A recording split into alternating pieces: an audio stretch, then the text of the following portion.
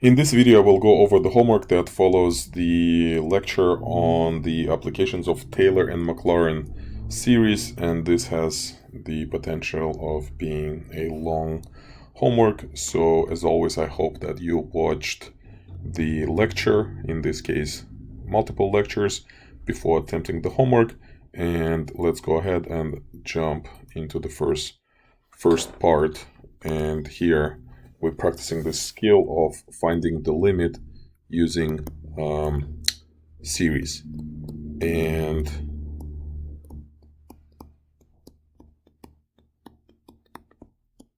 the first thing we need to acknowledge here is that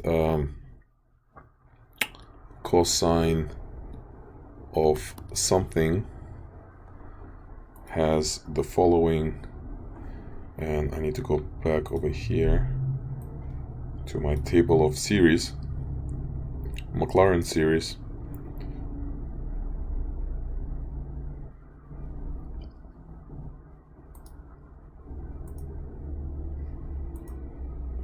Right somewhere here, or here.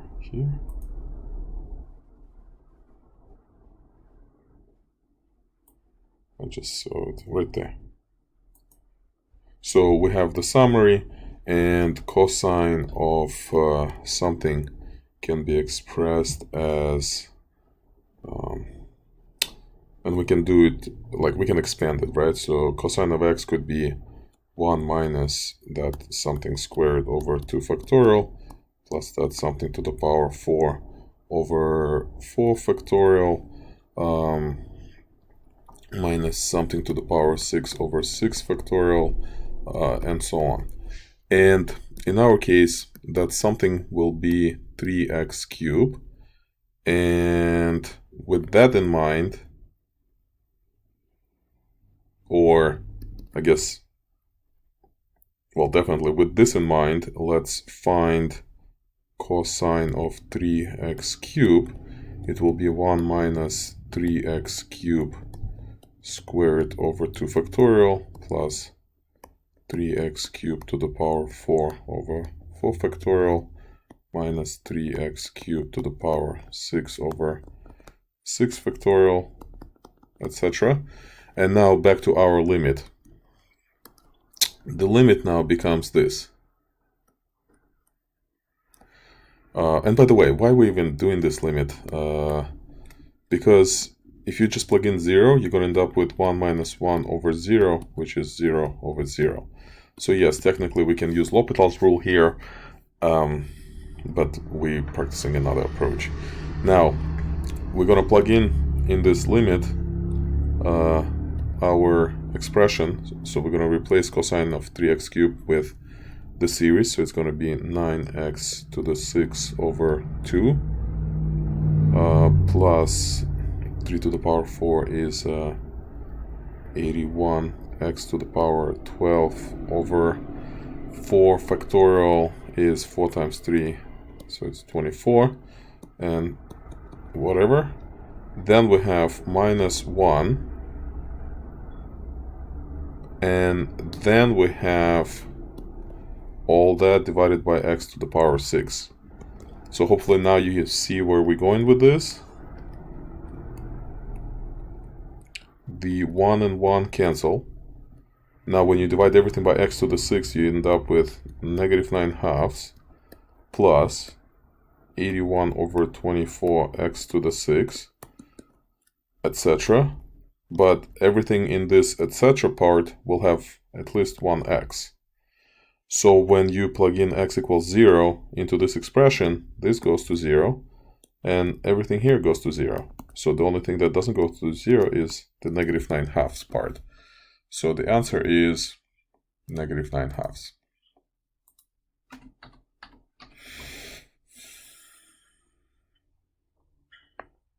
So it's a pretty cool way of looking into the limits. Another one, similar problem. We have the limit as x goes to 0, e to the power x squared minus x squared minus 1, all that divided by 4x to the 4. Again, we have 1 minus 1 over 0, so technically we can use the L'Hopital's rule, but we're going to explore other options, and one of those options is to use the series. So we're going to recall that e to the power is equal to the 1 plus whatever that in the power plus 1 over 2 factorial that squared plus 1 over 3 factorial that cubed, etc. So if we let our star to be equal to x squared, we now have an expression for e to the power x squared. It's going to be 1 plus x squared plus 1 over 2 factorial x squared squared plus 1 over 3 factorial x squared cube, and so on. If we need more terms, we can write more terms. Now back to the limit. Our original limit is equal to, as x goes to 0, it's going to be 1 plus x squared plus 1 over 2x to the 4 plus 1 over 6x to the 6, etc. Then we subtract x squared, we subtract 1, and we divide everything by 4x to the power 4. And you can see now this one cancels, this x squared cancels, and when you divide what's left by x to the 4, you're going to have 1/8 plus 1/6 x squared plus etc. But every term in that etc will have x in it, so when you plug in x 0, everything goes to 0 except the first term. So the answer is 1/8.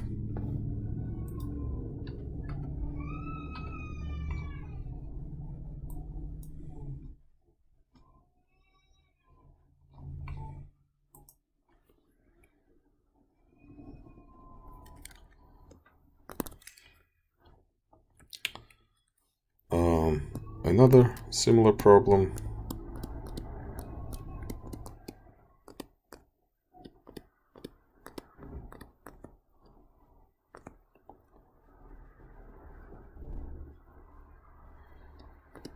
So here we want to say that x approaches to 0 from the right side because this function is not defined on the left side, and the type of the limit is again 0 over 0, so we can try L'Hopital's rule, but instead we're going to explore an alternative approach.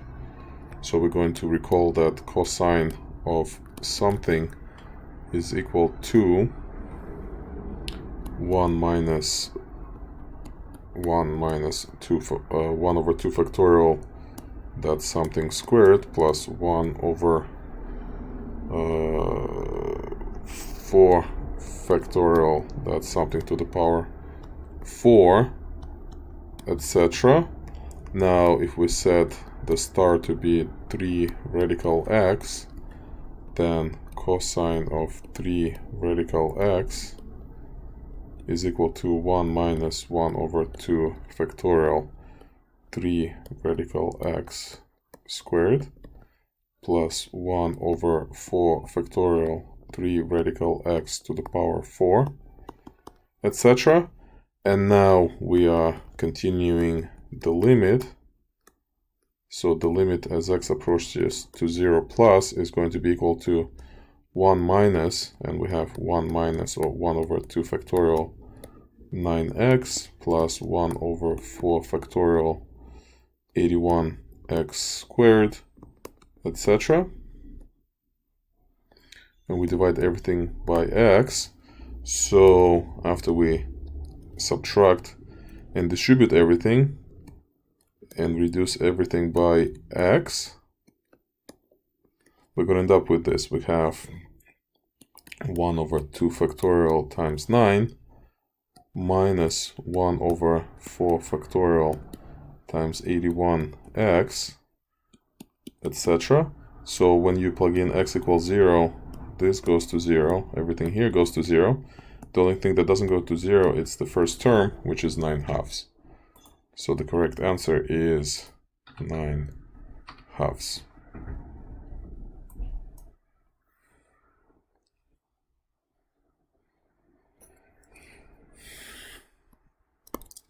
Number 4.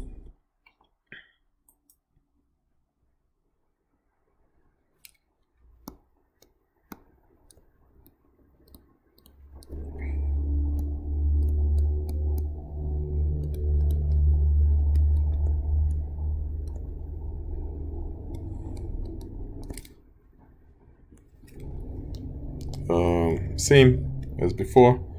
We have cosine of 0, 1 minus 1 over 0, so technically it's 0 over 0. We can use L'Hopital's rule, but we're going to try a different idea.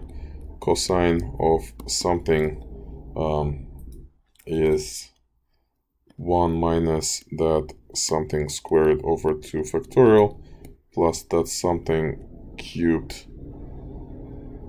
4 over 4 factorial, etc. So if you choose your star to be 4x squared, then cosine of 4x squared is 1 minus 4x squared over 2 factorial plus 4x squared to the power 4 over 4 factorial, etc. Now we have, back to the limit, we have the limit as x approaches to 0 of cosine of 4x cubed, so I'm going to plug this in while I'm simplifying it. 4 to the power 4, it's 256, x to the power 8 over 4 factorial, etc. Then we subtract 1 and we divide by x to the power 4. So 1 is gone, and then after we reduce everything,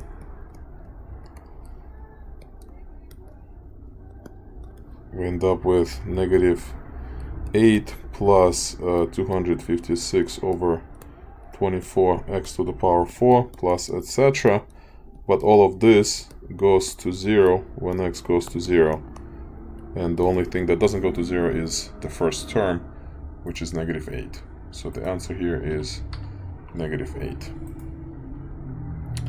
And that completes the first part of the homework, focusing on finding the limits using the series. And now let's go to the second part of the homework, in which we now do the integrals.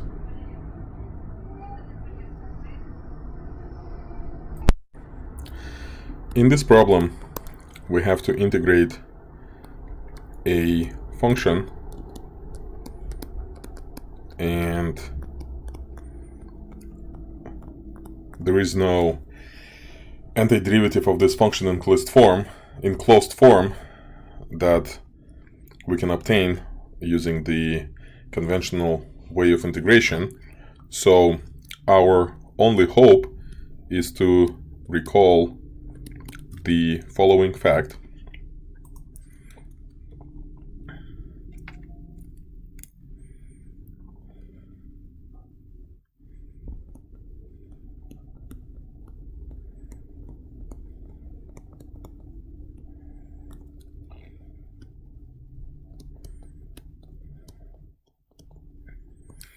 And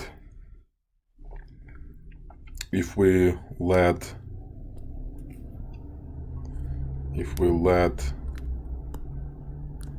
also, if there is a 2 here, then we're just simply going to have an extra 2 over here. And if we set the star to be 5 cube root of x, which is 5x to the power 1/3, then 2 sine of 5 cube root of x now becomes negative 1 to the power n times 2 times 5x to the power 1/3 to the power 2n plus 1 divided by 2n plus 1 factorial, and that we can now come back to our original integration problem and set up the problem like this. We're pretty much integrating the following function, and as long as the domain of integration is within the interval of convergence of this power series, we should be able to obtain the power series of the antiderivative term by term. So the answer here is we take everything out, all these constants that don't affect the integration,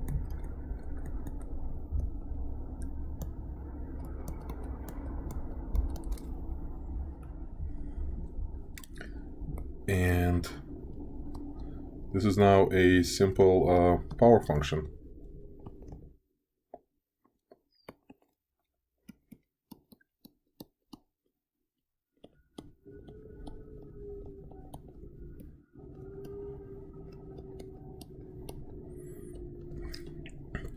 So its antiderivative will be, I think I lost the sigma somewhere there.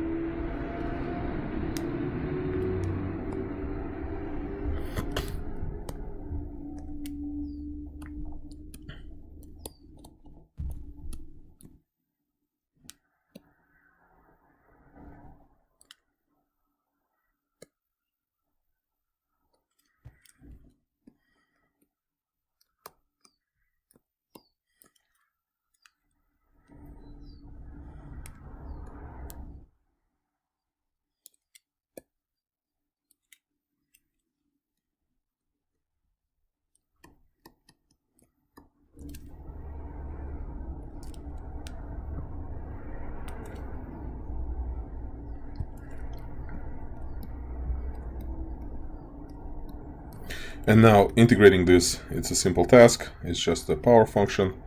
So we do add 1 to the exponent and divide by that.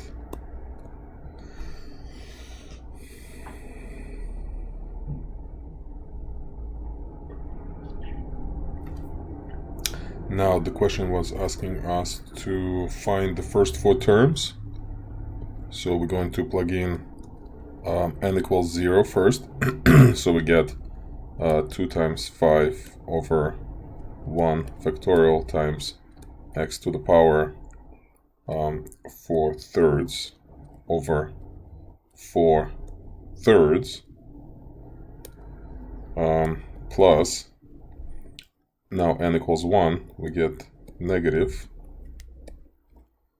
2 times 5 cubed over 3 factorial times x to the power n is equal to 1, so we have 2 over 2 plus continue, so we're going to have now 2 times 5 to the power 5 over 5 factorial x to the power. With n equals 2, we get 8 thirds, and we divide it by 8 thirds, so 3 goes into the denominator, in the numerator, and we have the last one will be 2 times 5 to the power 7 divided by 7 factorial times x to the power. When n is 3, we get 10 thirds,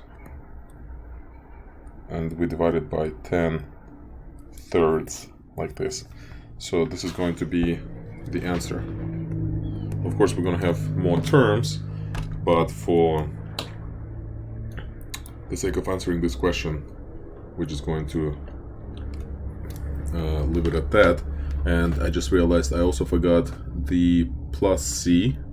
So when we integrate here, we're also going to end up with the constant c in the front.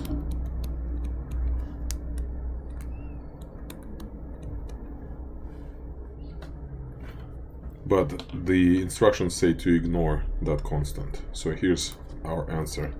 2 times 5 times 3 x to the power 4 thirds all that divided by 1 factorial times 4. So the next term will be, we have x squared. So it's going to be 6/3 like this. We have negative, we have 5 to the power cube, and we have 3 factorial. So the next term will be, again, it's going to be positive 2, 5 to the power 5. We're going to have 5 factorial, and instead of 6/3, we're going to have 8/3, and x is going to be to the power 8/3. Finally, the last term will be, this will be 7, this will be 10/3, and this will be 7 factorial.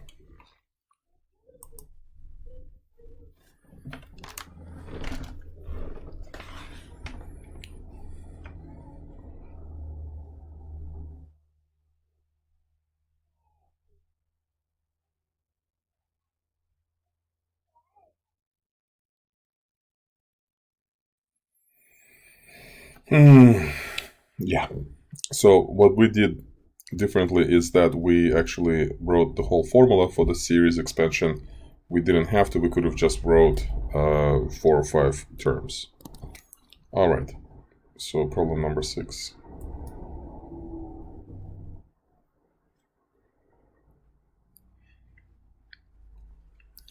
Now, using conventional methods of integration, this is an impossible problem.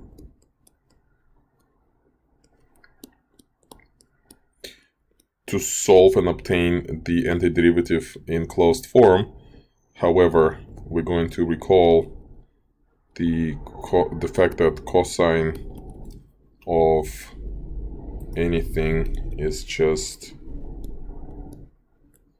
-1 to the power n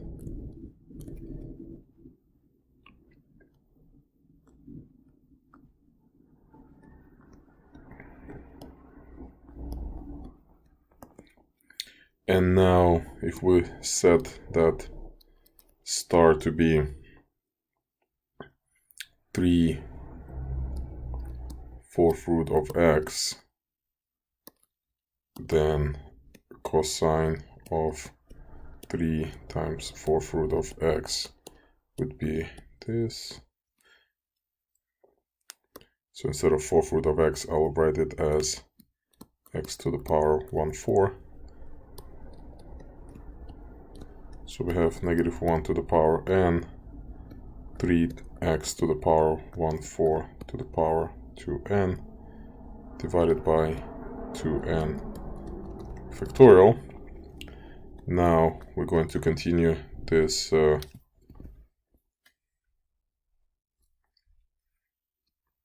integral problem.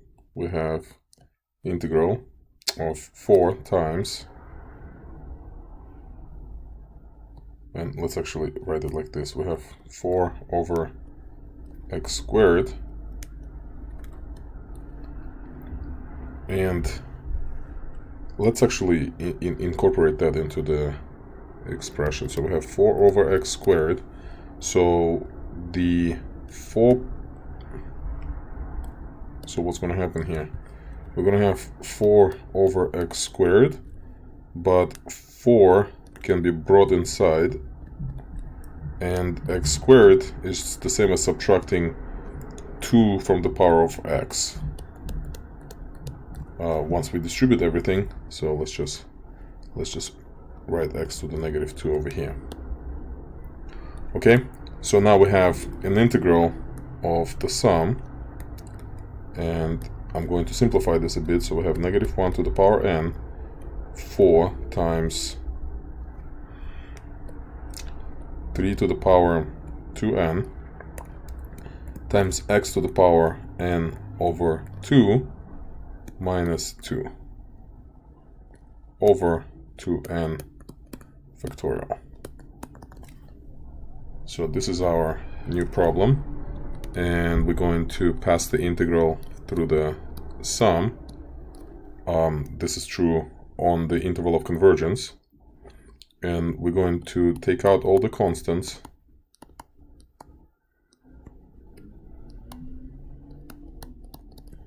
and we're going to integrate the variable part like this.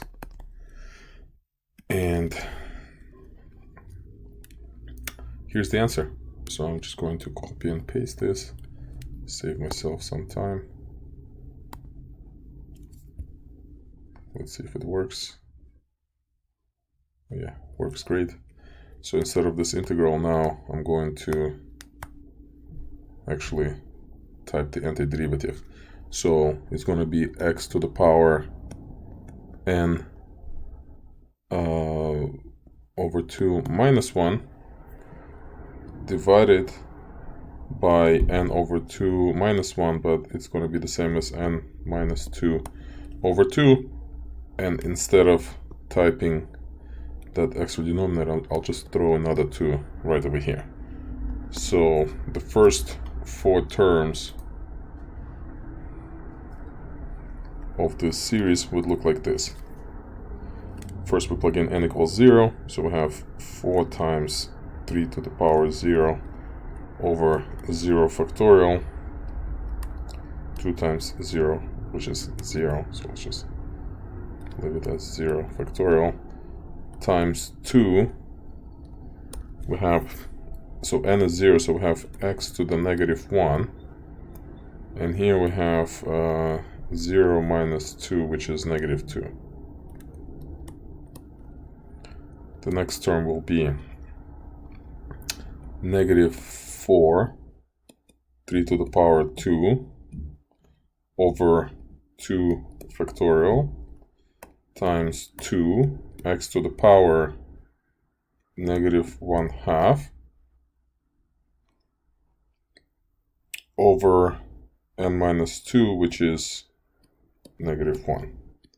The next term will be 4 times 3 to the power 4 times 2 x to the power 1/2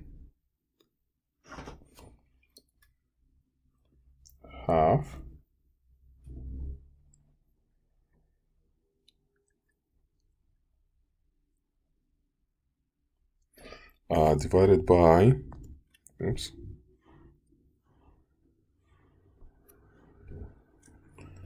divided by,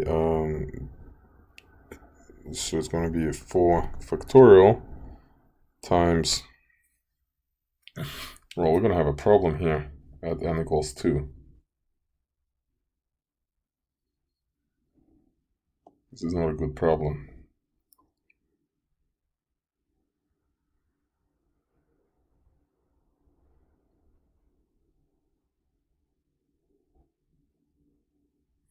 Well, so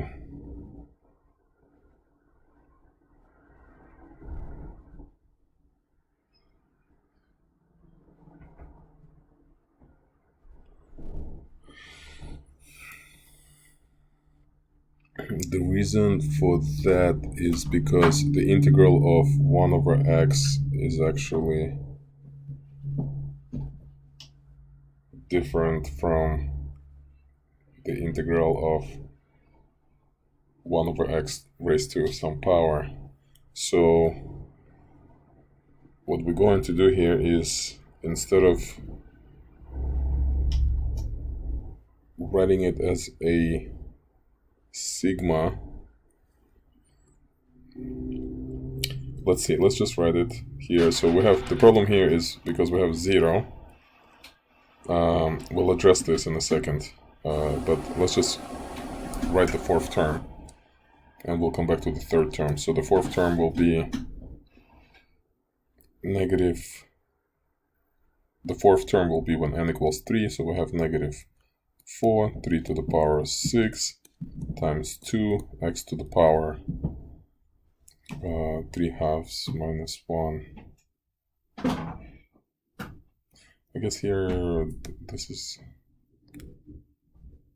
when n is 2, we get 0.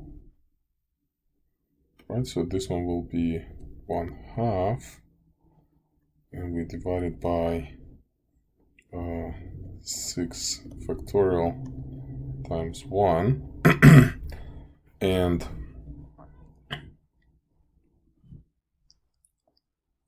this is actually the constant term.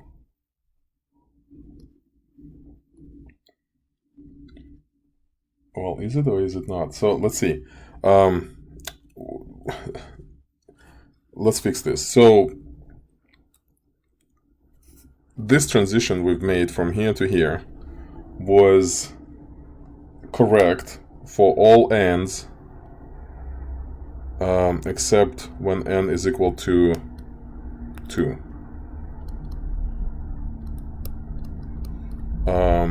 Why? Because when n equals 2, what do we have? We have an integral of x to the negative 1 dx, which is ln absolute value of x.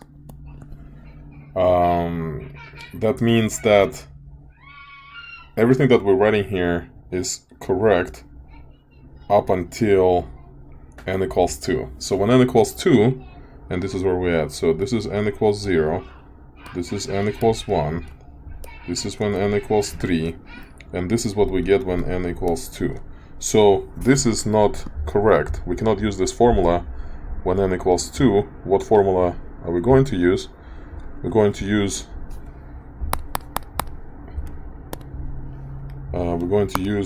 the other formula.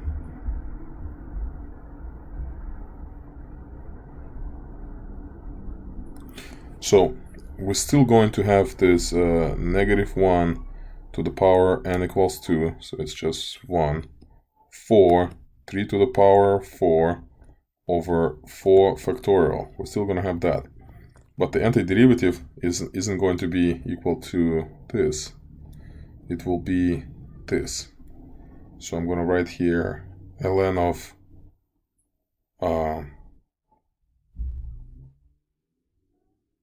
x, and we are going to ignore the plus c part. So it looks crazy. I mean, it's not even a power series the way we know it, but it is some sort of solution to this non-trivial problem. So let's go ahead and try to enter that, and we'll see what happens.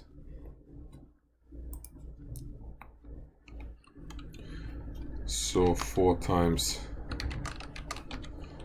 4 times 3 to the power 0 times 2 times x to the power negative 1, 0 factorial times negative 2. The second term will be, we have negative 4, 3 to the power 2, x to the power negative 1/2. We have 2 factorial over negative 1. The fourth term will be 3 to the power 6, 6 factorial. And here we're going to have the same part of the pattern here, that's the coefficient, but the antiderivative will be different. It will be ln of x. And I don't know if I should put the absolute value of x in there or not, but that's the right thing to do. Let's see.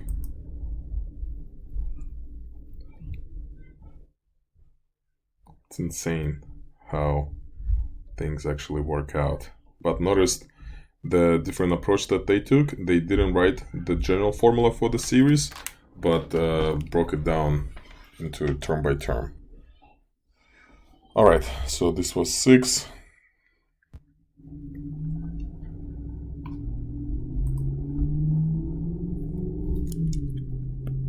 7.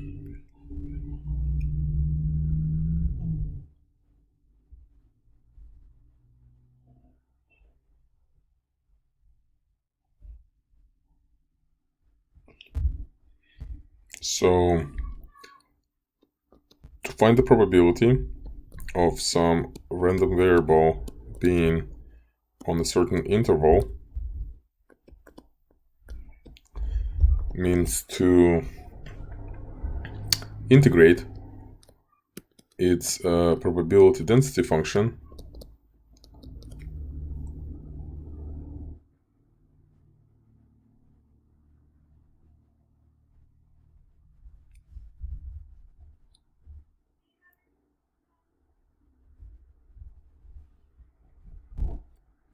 and the probability density function for a normal random variable with mu 68 and sigma 10 is equal to 1 over 2 pi sigma e to the power negative x minus mu squared over 2 sigma squared, I believe.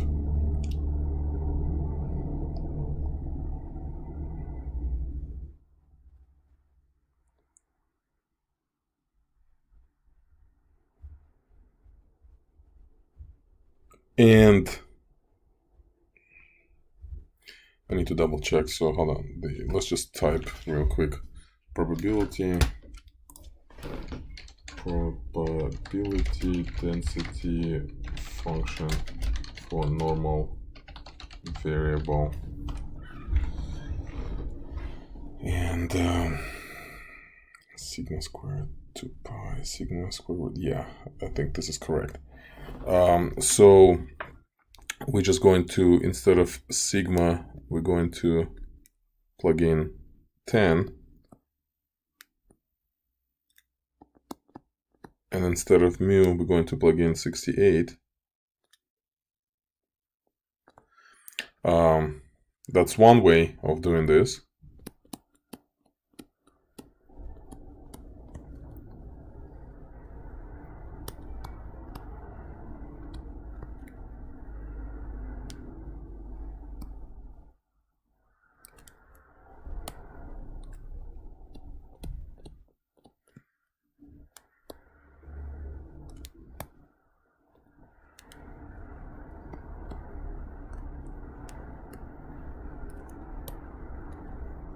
But there's another way.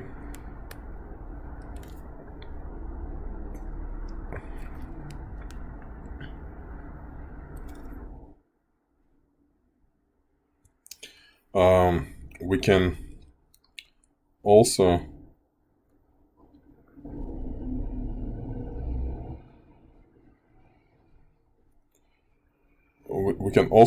it's called standardize it. So this integral will be equal to, not the integral, but the probability. It's the probability of z being between, and now we have to standardize it. So we're going to subtract the mean and divide it by standard deviation.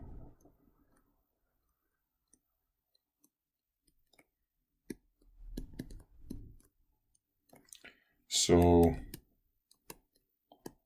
finding the original probability is the same as finding this probability. But this probability, now if we can express it through the integral, it's going to be the integral from -2 to -1 of f of x dx, where f of x is equal to, it still equals to the same thing, but this time z is actually a special case of a normal distribution when mu is 0 and sigma is 1. So using that same formula, we conclude that the probability density function for z is actually quite easy to express. So that means our probability is equal to the integral from -2 to -1 of this function.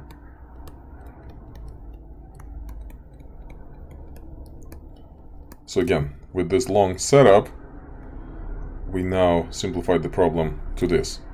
Now, the hint makes sense. It says used 5 terms of the Maclaurin series. So we're going to recall that e to any power is equal to, and since we're doing,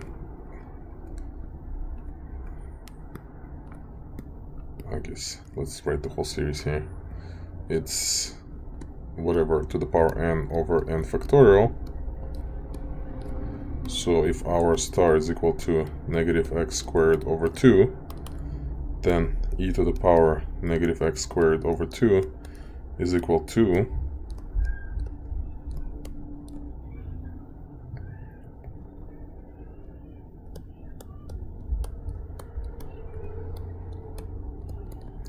we can simplify this. We have -1 to the power n. We have x to the power 2n. We have 2 to the power n. And we have n factorial in the denominator. So that now this integral becomes this. We have 1 over square root of 2 pi in the front.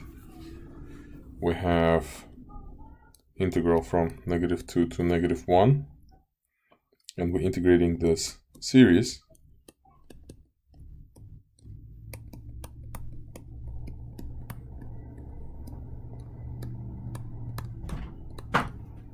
With respect to x.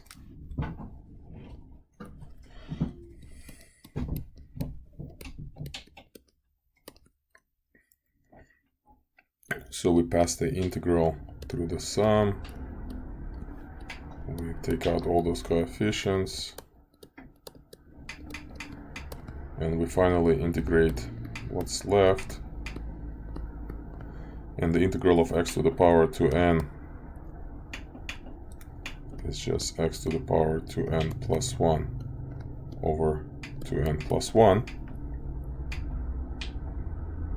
And we evaluate this between -2 and -1. So this is where the hint, not the hint, but the instruction on using only the first 5 terms comes handy. So we have 1 over square root of 2 pi.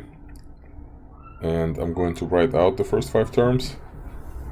So when n is 0, we have 1 over 2 to the power 0 times 1 factorial times x over 1. The second term will be when n equals 1. So it's going to be -1 over 2, 1, I guess this was 0 factorial, now this is 1 factorial, and we multiply by x cubed over 3. The next term will be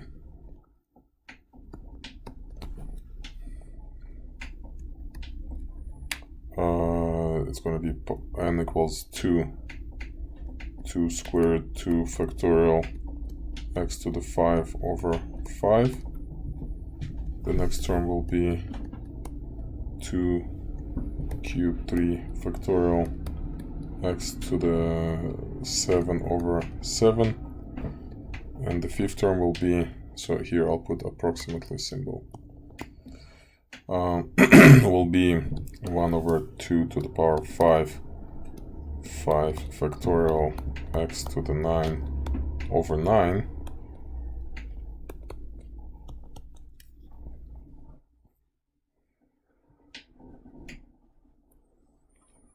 And let's simplify it just a little bit. So we have x minus 1/6 x cubed plus 1/40th x to the 5th minus 1 over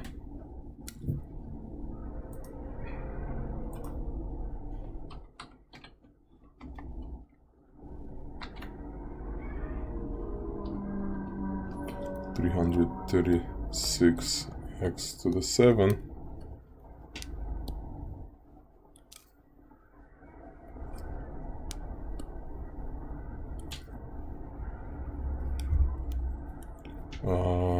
plus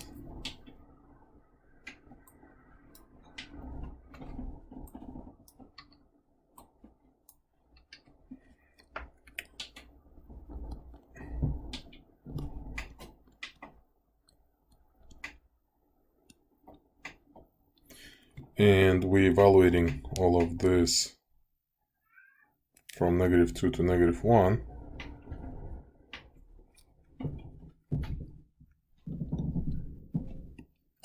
And this is where I'm going to use Desmos. I'm not doing this by hand, so I'm going to create a function that will represent the antiderivative.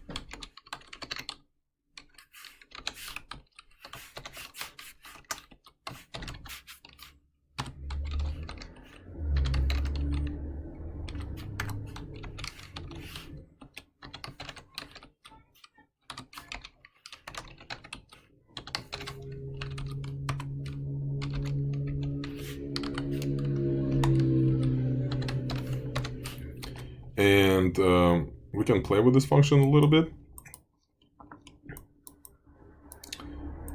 So for example, the derivative of this function around -2 and -1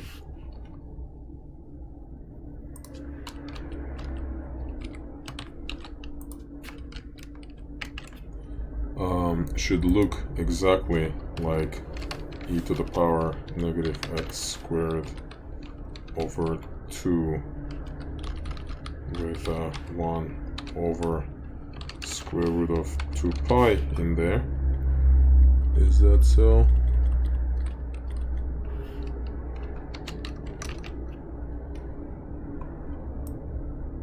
Do we see that type of behavior? We do see it close to -1, but not so much around -2. That's why it's called... we're also not working with the...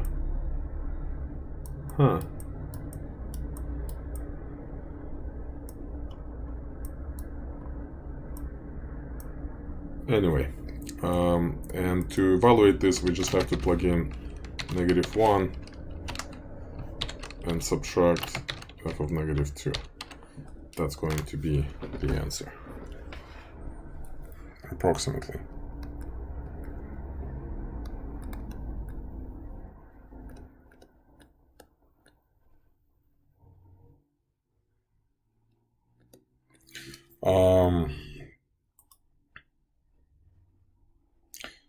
We can, now that we open Desmos, we can also play with just this integral right here. Desmos doesn't care for definite integrals whether it has the nice antiderivative or not. So let's see if our answer is somewhat correct.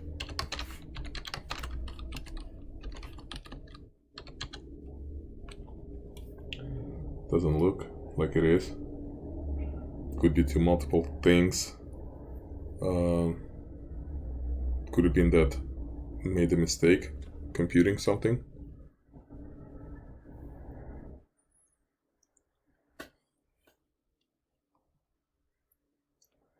Let's double check the work here.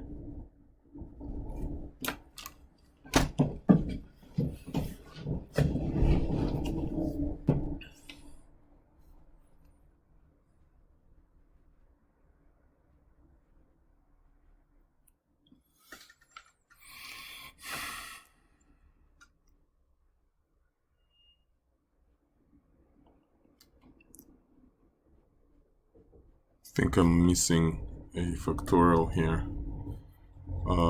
Not sure why I put. Not sure how this became 5 and 5 factorial. So this should have been 4 and 4 factorial. So the last term would be 2 to the 4 is 16 times 4 factorial times 9. That's 3, 4, 5, 6. So there's no factor of 10 here. That's good news. We found some mistake. Let's check. So you see now things are looking better. Just a little bit better.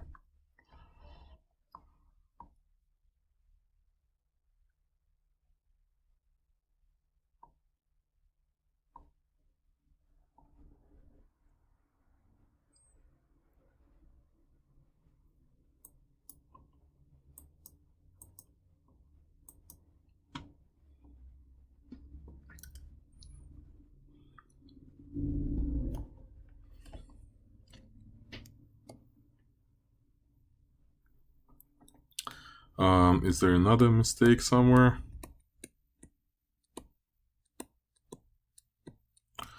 Let's see.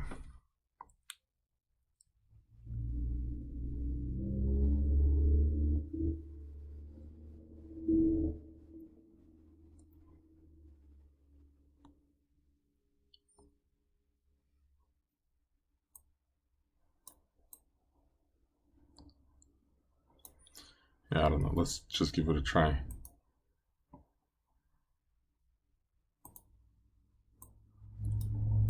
Also, we're pretty far away from 0, so we wouldn't expect the answer to be too close.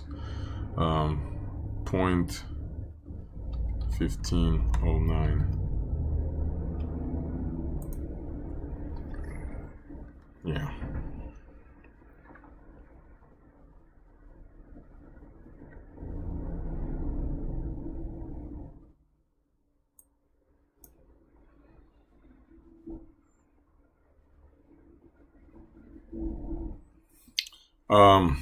Same exact problem with different numbers, so we can definitely utilize the parts of this solution. So it's going to be problem number 8.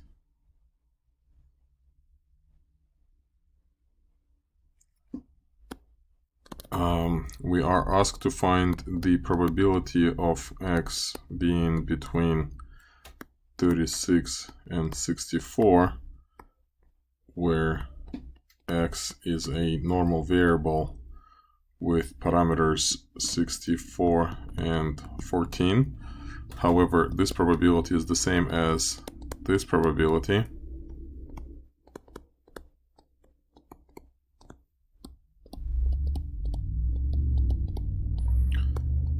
Which is 36 minus 64 is negative 28, so we got negative 2, 0, where z is the normal variable with parameters 0, 1. And this probability can be computed as an integral of 1 over square root of 2 pi from negative 2 to 0, e to the power negative x squared over 2 dx. Now, this is where we're going to use the power series representation. So we're just going to jump right into this step, I assume. Right, we don't need to integrate this function again and again. So this is going to be my antiderivative.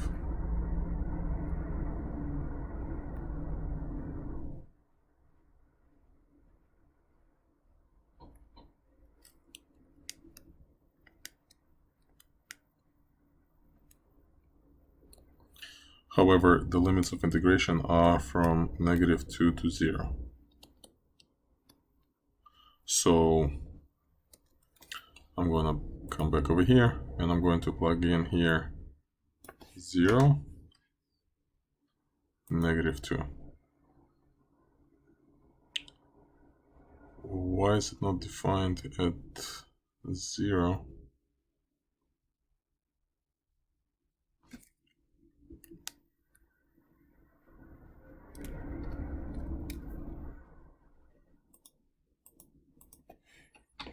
Is it saying f of 0 undefined?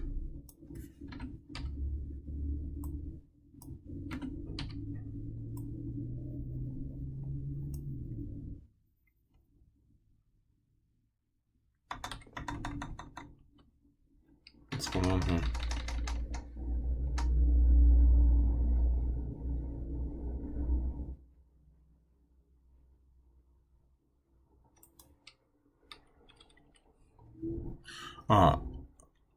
I see. It's not defined because I didn't define it. Yeah, that's just a domain issue.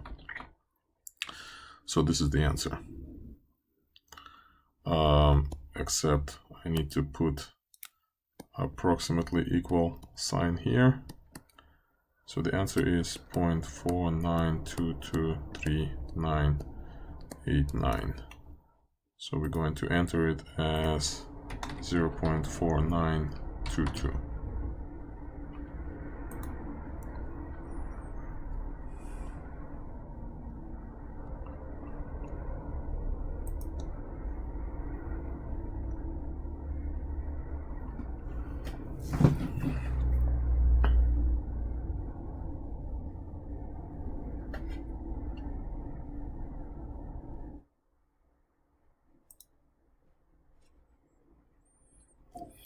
This is problem number 9.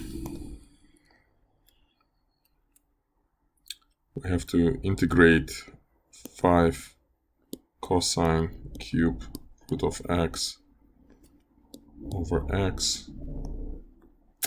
And we're going to rewrite it like this first. Then we're going to recall that cosine of anything is just 1 minus that squared over 2 plus that to the 4 over 4 factorial minus that to the 6 over 6 factorial plus that to the 8 over 8 factorial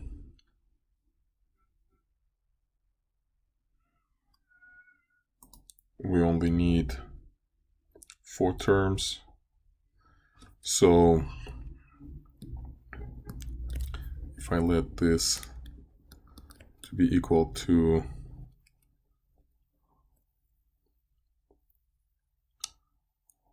x to the power 1/3, then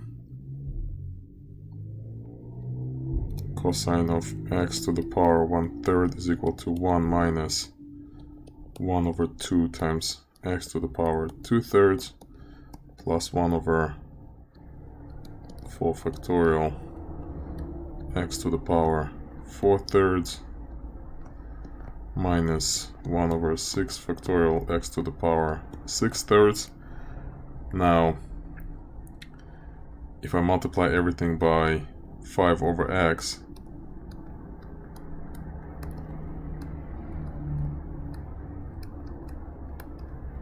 I'm going to get 5 over x here minus 1 over 2.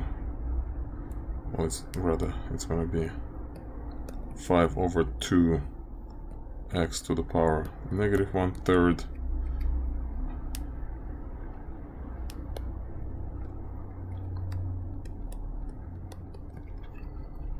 plus 1, or rather 5 over 24 x to the power 1/3 minus 1 over 6 factorial 720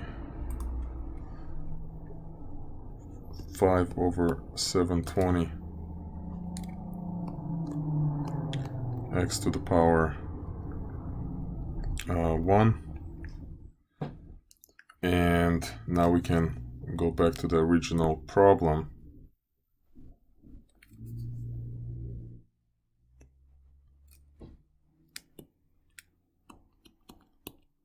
And continue.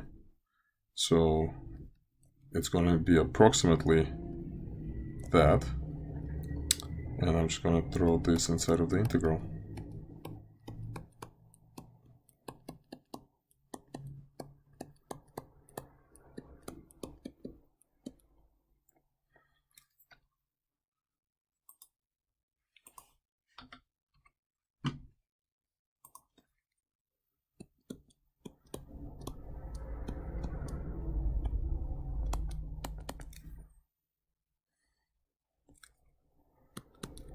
So we have 5 ln x minus 5 halves x to the power 2/3 divided by 2/3, but dividing by 2/3 is the same as multiplying by 3 halves.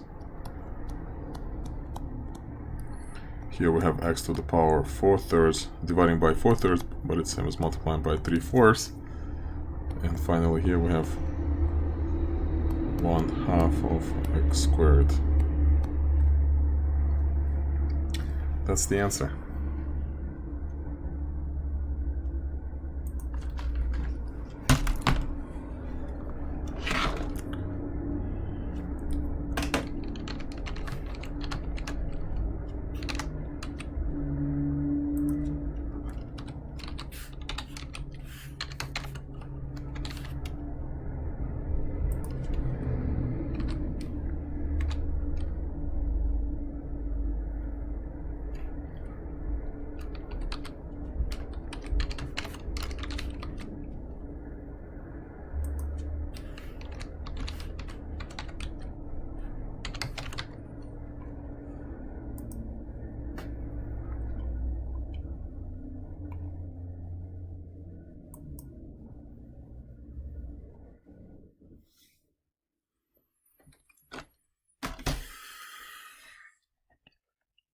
So I think this was 9.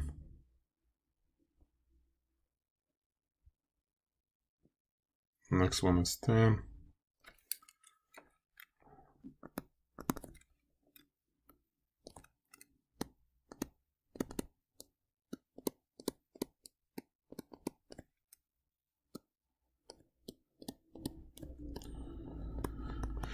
And we're gonna rewrite it like this. And we're going to notice that we're going to use the following identity.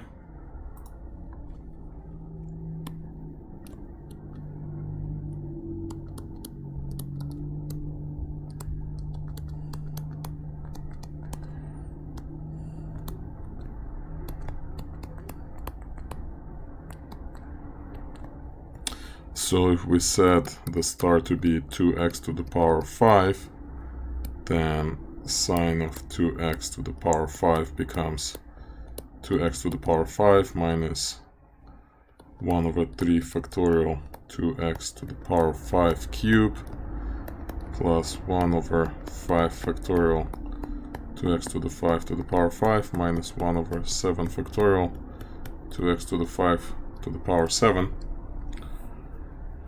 Now we're going to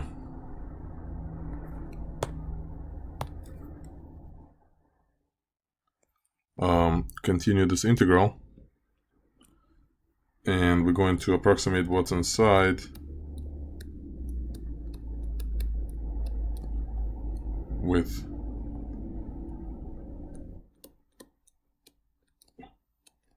the first 4 terms of the power series for this function.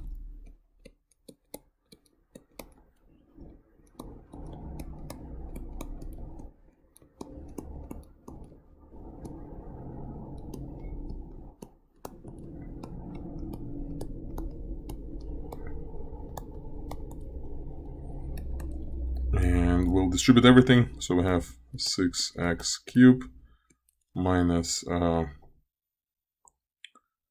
3 times 2 cubed over 3 factorial x to the 13 plus 3 times 2 to the 5 over 5 factorial x to the 23 minus 3 times 2 to the 7th over 7 factorial x to the power 33. This is now easy to integrate. So it's going to be 6 over 4 x to the 4 minus 3 times 2 cubed over 3 factorial over 14 x to the power 14 plus 3 times 2 to the 5 over 5 factorial 24 x to the power 24 minus 3 times 2 to the power 7 over 7 factorial 34 times x to the power 34. And of course there's always plus c in there, but we are told to ignore it. So here's the answer.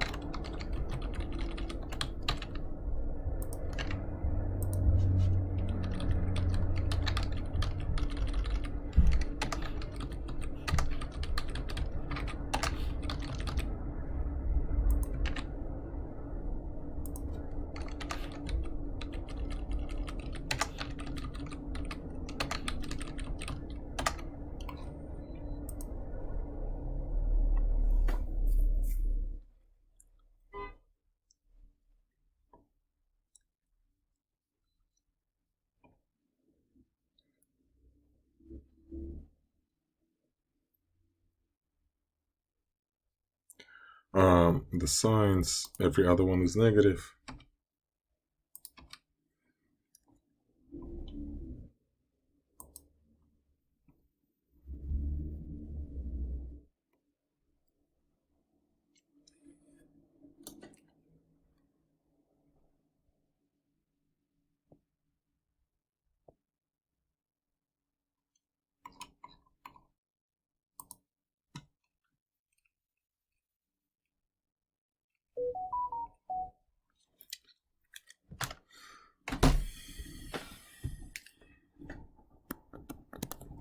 So once again, I'm going to go through this reasoning. We are asked to find the probability of some random variable being between 38 and 50,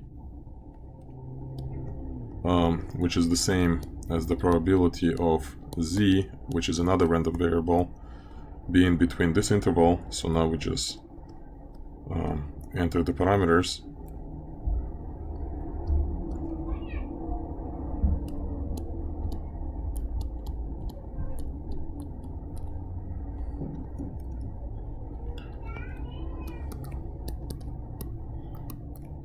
So we have here -2, and this is actually something we've done earlier today. It's, I believe it's same as this one, 0.4922.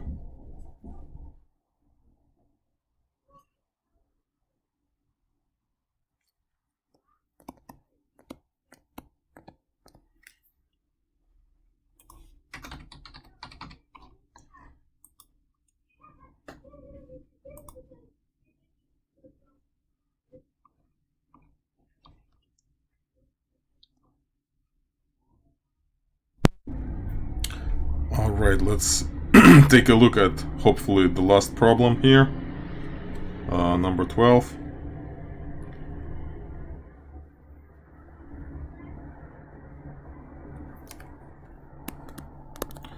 Another probability question, and we are asked to find the probability of some random variable being between 57 and 75, and it can be approximated, oh actually not approximated, but it's actually equal to the probability of another random variable being in this interval.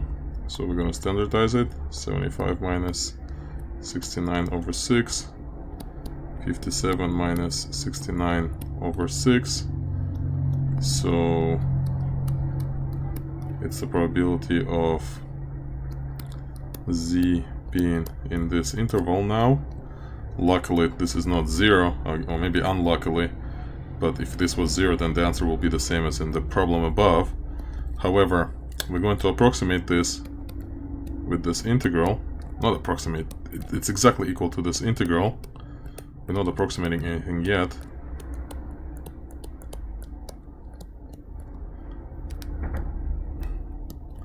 But earlier we found out that that integral can be approximated with this integral right here. I'm just literally going to copy it over.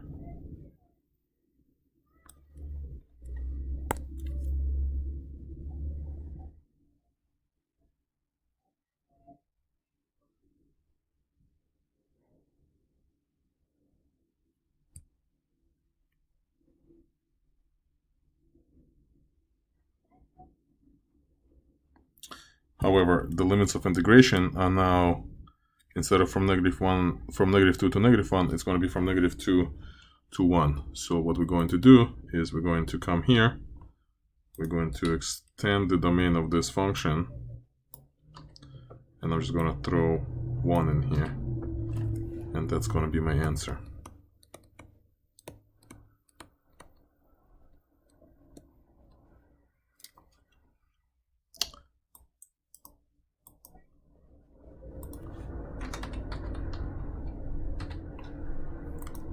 Hopefully that will convince Newton that I understand this, and we achieved 100% mastery, and we're moving on to the next part of the assignment, part 3.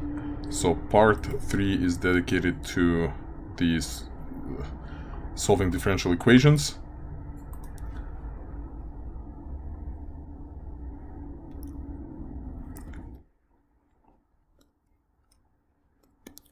So the first question is,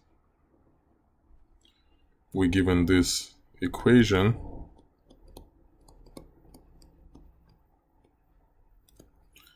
and we are asked, so we're also given initial conditions here.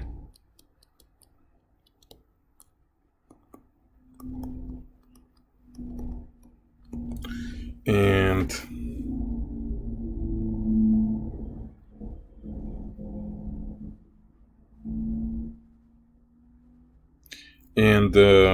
I think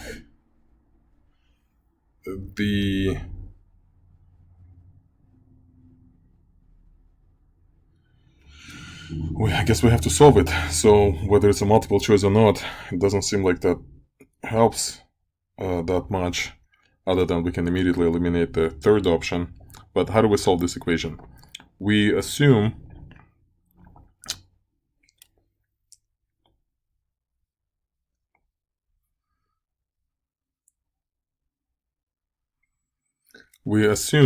that we do know what the solution is, and that it looks like this.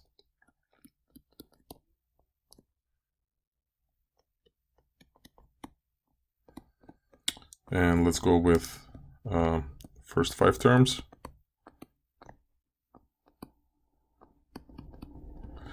And if you assume that, then you immediately know what the first derivative is equal to.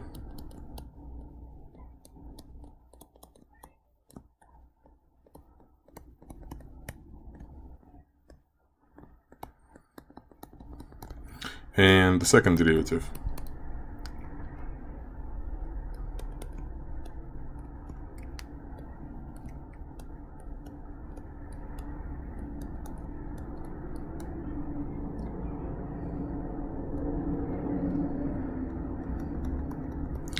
And now, what we're going to do next is we're going to plug this into the original equation. So we have the second derivative, which is 2a2 plus 6a3x plus 12a4x squared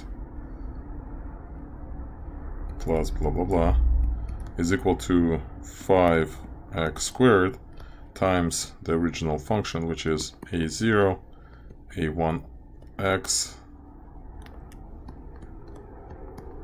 a2x squared, a3x cubed, etc. Next, we're going to distribute the 5x squared. So I'm literally going to copy everything.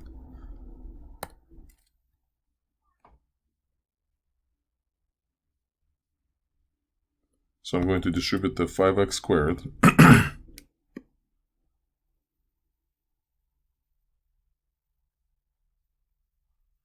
And this is what it's going to look like. It's going to add 5 to every coefficient and bump the power by 2. So we're going to have 5a0x squared plus 5a1x cubed plus 5a2x to the 4, and so on. And now we're going to look at both sides, and we're going to acknowledge that we have series on both ends, and in order for two series to be equal, each term has to be matching to its counterpart on the other side. So if we have the coefficient of x on the left, let's look at the coefficient of x squared. So if the coefficient of x squared on the left is 12a4 and the coefficient of x squared on the right is 5a0, those two have to be the same. Similarly, if the coefficient of just the free coefficient on the left is 2a2 and on the right it's none, then it has to be equal to 0.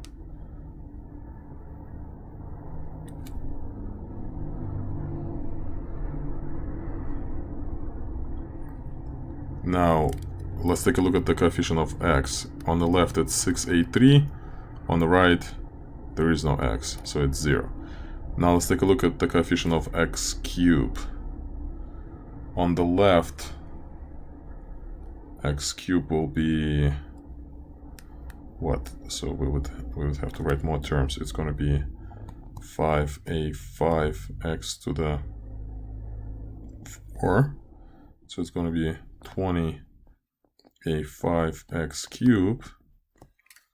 So on the left side it will be 20a5. On the right side is 5a1. So what we conclude from this is that a2 must be 0, a3 must be 0, a4 is 5/12 of a0, a5 it's 5/20 of a1, and everything can be written in terms of a0 and a1. Well, what is a0 and a1? a0, it's actually the zeroth coefficient, so it's the value of the function at 0, and it is given to us to be equal to 4. That's one of the initial conditions. On the other hand, a1, it's the first coefficient of the derivative, so it's equal to the y prime evaluated at 0, so it's 2. Now that you understand this, you can compute a4. a4 will be 5/12 times 4, which is 5/3. a5 will be 5/20, which is actually 1/4. So 1/4 of a1, which is 2, so it's just 1/2. So now we have the following picture.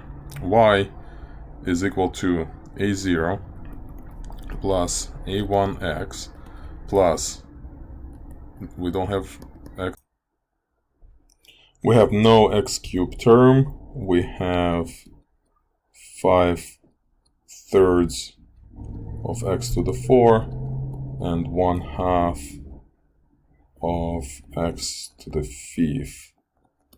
And if we want to know more terms, then we just have to keep solving. And which of these answers matching what we have? Looks like it's this one.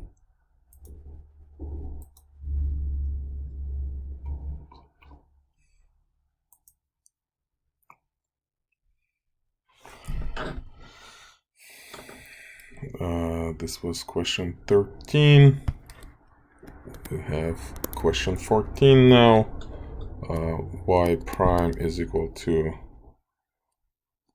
4y. Y of 0 is equal to 7. So if we assume that y is equal to a0 plus a1x plus a2x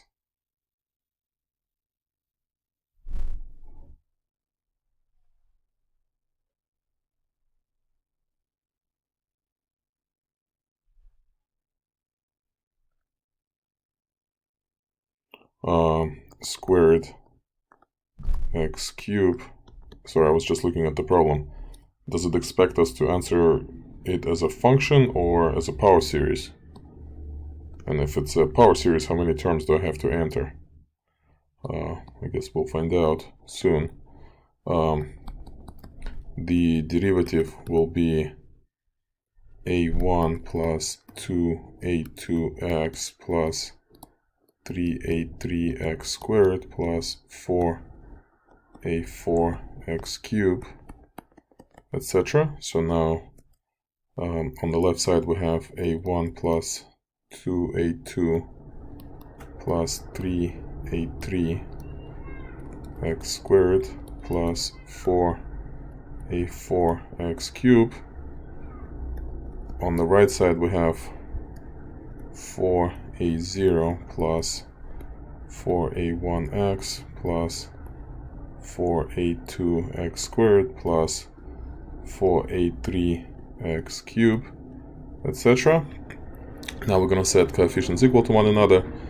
So we see that a1 is equal to 4a0, 2a2 is equal to 4a1, 3a3 is equal to 4a2, 4a4 is equal to 4a3, etc. And now let's also acknowledge that, oops,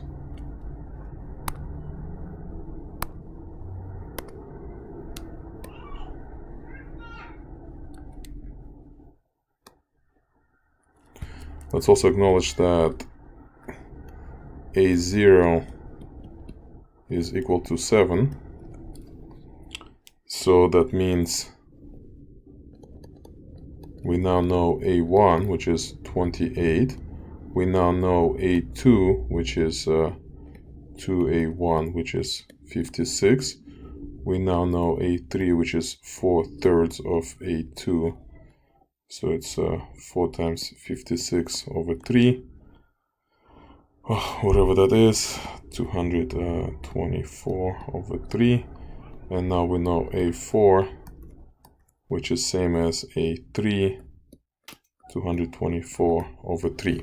So our function will be, or can be expressed as a0 plus 28x plus 56x squared plus 224 over 3x cubed plus 224 over 3x to the 4, etc.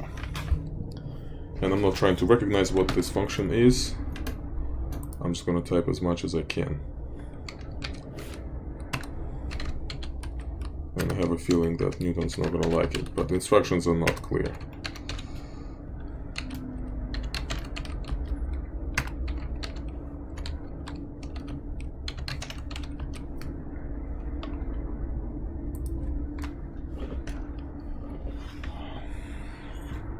And I'm not going to try to figure out what it wants.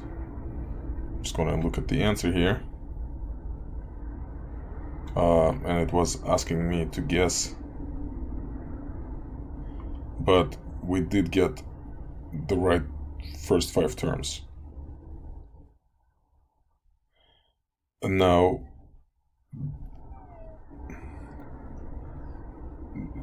this requirement is just unreasonable. I'm gonna let them know about this right now. Alright, let's move on.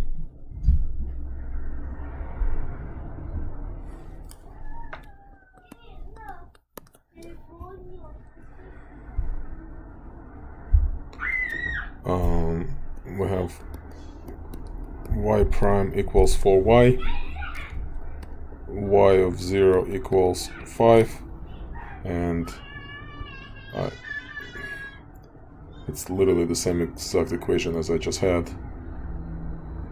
The only difference is, and I'm going to show you, the only difference is that, so all the relations will be the same. So A1 will still be 4A0, A2 will still be 2A1, A3 still will be 4/3 of A2, A4 will still be the same as A3. The only difference here is that A0 is now 5, not 7. So if A0 is 5, then A1 is 20, A2 is 40, A3 is 160 over 3, and A4 is 160 over 3. So the solution of this equation is written as series is 5 plus 20x plus 40x squared plus 160 over 3x cubed plus 160 over 3x to the 4, etc. And I know it wants me to recognize this as some sort of function, which I'm not going to do.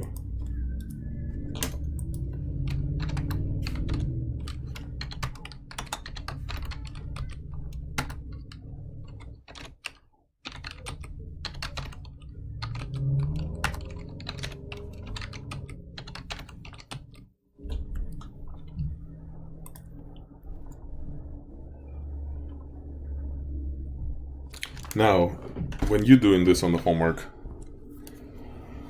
what shall you do? Hopefully they'll fix it by then, but it's impossible to recognize that exponential function from just by looking at this.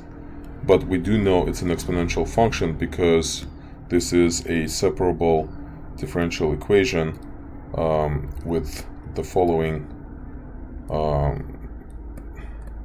solution. It's going to be ln of y equals to 4x plus c, and y will be equal to e to the 4x plus c, but we can bring that constant here, and that constant will be equal to the value at 0. So we know it's 5e to the power 4x. So I'm not gonna mess with this, but that's what they want to see. I already let them know that this is unreasonable. Let's see if they can fix it by the time you get to this homework.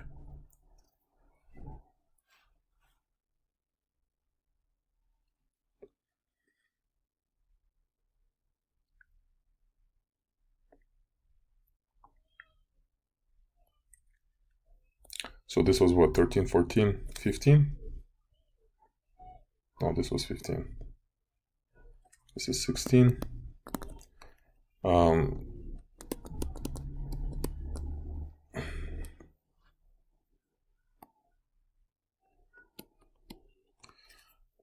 And let's just practice this again. So if y is equal to a0 plus a1x plus a2x squared plus a3x cubed plus a4x to the 4, and then y prime is equal to a1 plus 2a2x plus 3a3x squared plus 4a4x cubed, then taking y prime on the left side,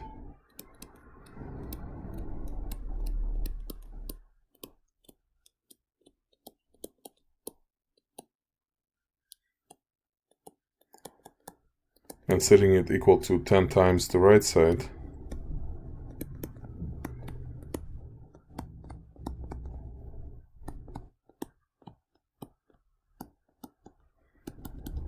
will give us this. A1 is equal to 10 A0,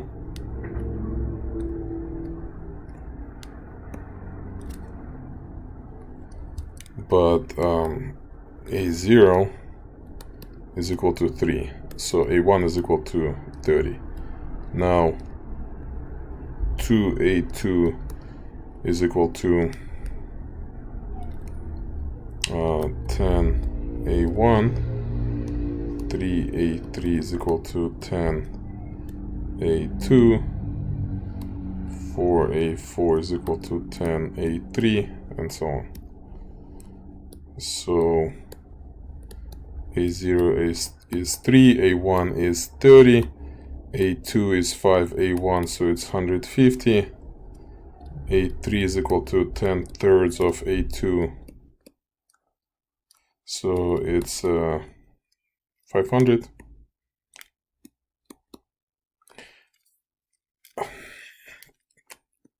A4 will be 5 halves A3, so it's 1250 A3, just 1250. Now the answer is therefore y is equal to 3 plus 30x plus 150x plus 500x cubed plus 1250x to the fourth. But of course that's not going to be good enough, because Newton wants you to recognize this as some function, well-known function.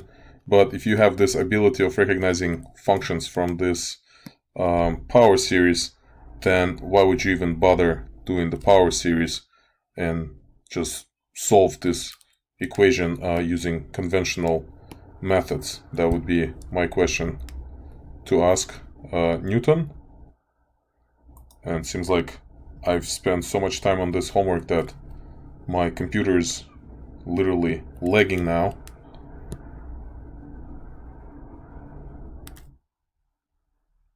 Luckily, your homework is broken down into 3 parts, so you don't have to handle all of this at once.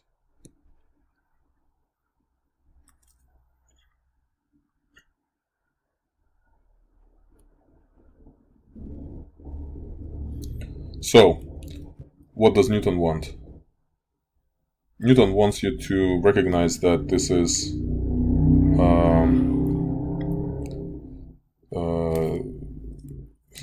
so let me just have to address this here. Y prime equals ky when y of 0 is equal to, let's call it c, solved always the same way. It's dy over y equals kx.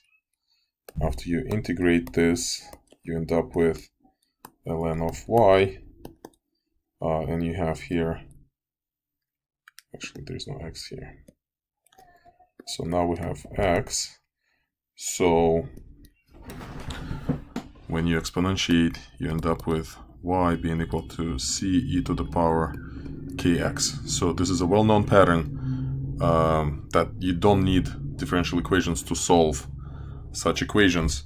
So in our case, Newton wants to see this answer. C is equal to what? 3. So the answer is 3 e to the power, what, 10x? What is it there? 10. So I don't know.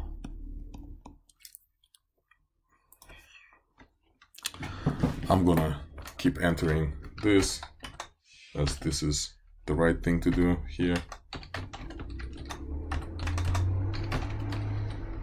But I know I will be marked wrong.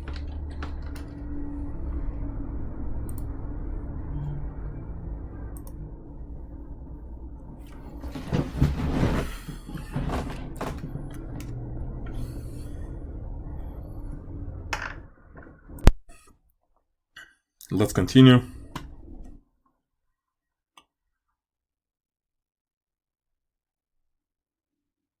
Not sure why it's giving me this.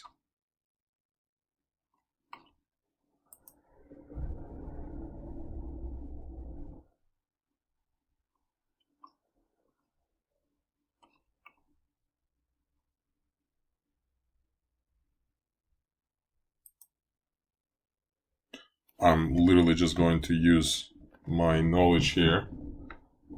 It's going to be 9e to the power 10x. Don't need series for this. It's a simple separable equation. If I'm going to see another one of those, I'm just going to keep doing this.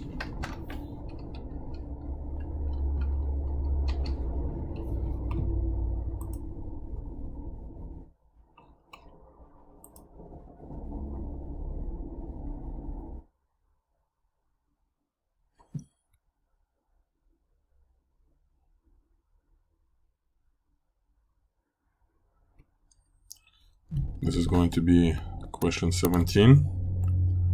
Hopefully the last one. The way it works is that we're going to assume that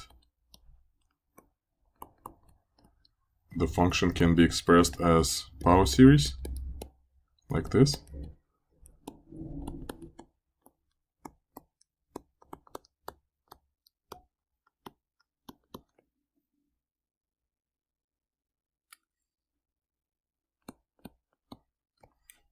Then the derivative will be expressed like this.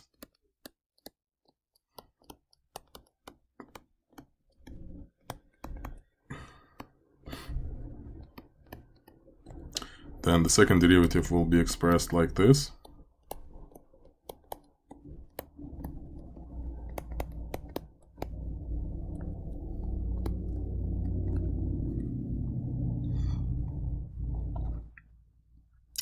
And it looks like I may need more terms here because I do need to identify the coefficient of x to the power 4. So, well, actually, that should be enough, right? A4. Yeah, it's fine. Now I'm going to write the equation. So on the left side I have 2a2 plus 6a3x plus 12a4x squared. On the right side I have 6x squared times y, so I'm going to have 6a0x squared plus 6a1x cubed plus 6a2x to the 4 plus 6a3x to the 5, etc. Now I'm going to set the coefficients equal to one another, so we know that a0 is equal to 4. That's a0. This is a1. A1 is equal to 6. 2a2 is equal to 0, because there is no free coefficient on the right side. 6a3 is equal to also 0. 12a4 is equal to 6a0. And that's enough for us to figure out the following.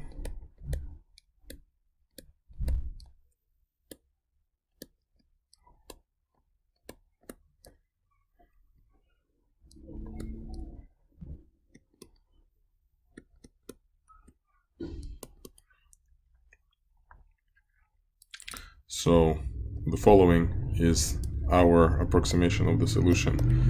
It's going to be 4 plus 6x plus no x squared plus no x cubed plus 2x to the power 4, etc., etc.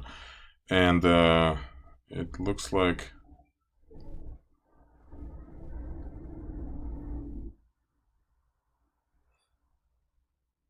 it has to be this one, because this one makes no sense. This is just nonsense.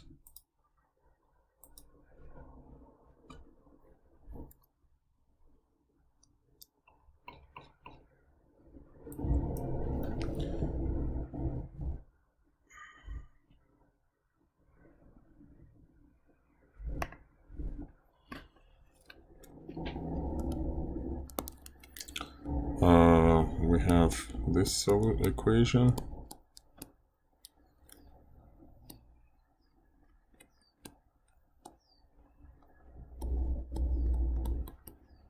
So we assume that the solution looks like this.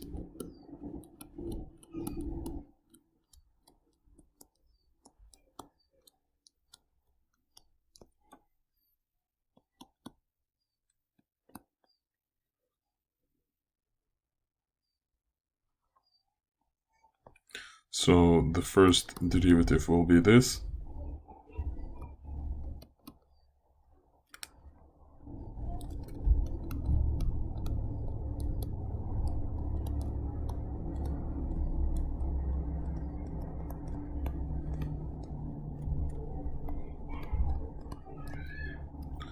The second derivative will be this.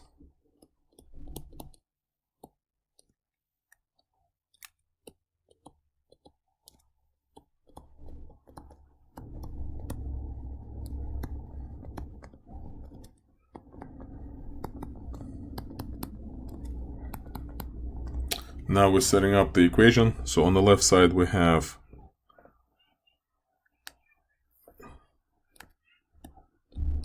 we have 2a2 plus 6a3x plus 12a4x squared. On the right side we have 8x, so it's going to be 8a0x plus 8a1x squared plus 8a2x cubed plus 8a3x to the 4, etc. Now we know that a0 is 9, a1 is 4. And now we're going to set up the following equation. So the free coefficient here is a2, so it must be equal to 0. The coefficient of x on both sides must be the same. The coefficient of x squared on both sides must be the same. And here's what we know. a0 is 9, a1 is 4, a2 is 0, a3 is 4/3 of a0, but a0 is 9, so it's 12. a4 is 2/3 of a1, but a1 is 4, so it's going to be 8/3, and here's the answer.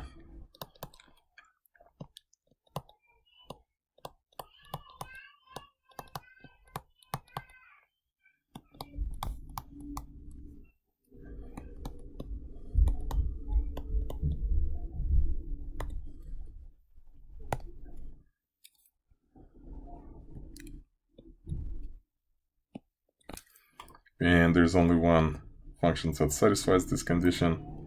It's the second one.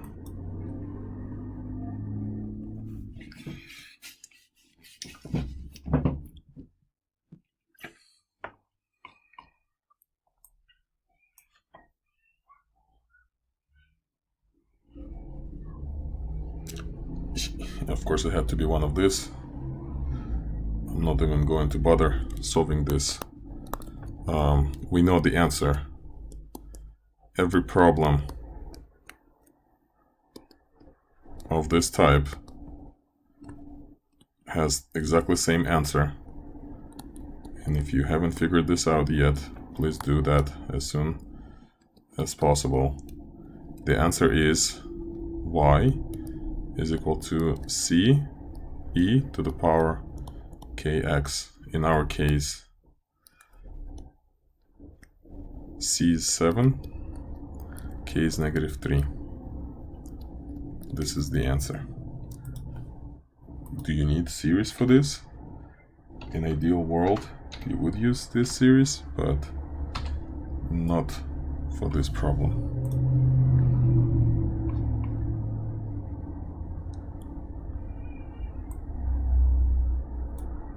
and I believe we achieved 100% mastery. So if you have any questions, please let me know.